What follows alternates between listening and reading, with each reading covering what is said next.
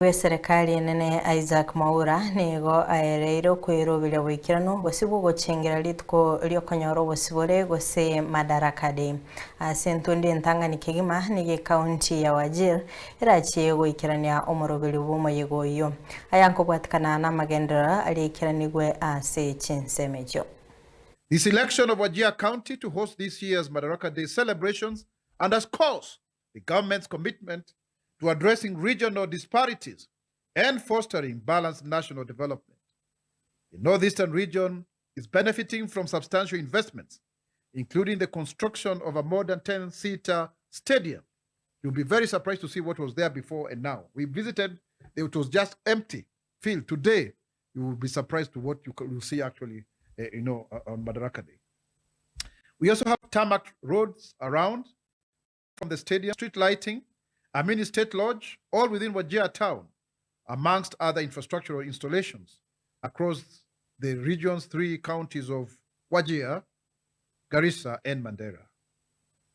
A total of 30 major projects are ongoing in the region, including 7 years, 6 student centers within Garissa, and 5 TVETs in the area. 5 affordable housing projects are expected to deliver 2,148 units.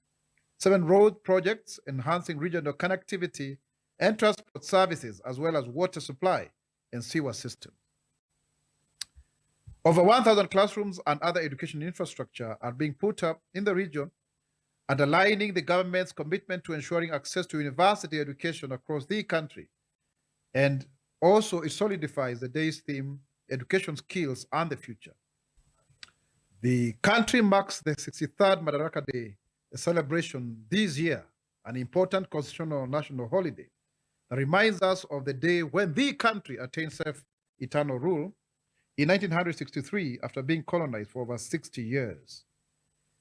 This day is being commemorated for the first time in Wajir County in northern Kenya, at a time when the country's economy has been stable against global shocks such as the ongoing Middle East crisis. The day grants us an opportunity to reflect on our forefathers' aspirations for national unity and national development with the aim of incorporating regions on our path to prosperity. The Kenya Kwanza administration commits to inclusive development, national cohesion, and equitable progress in conformity to these aspirations.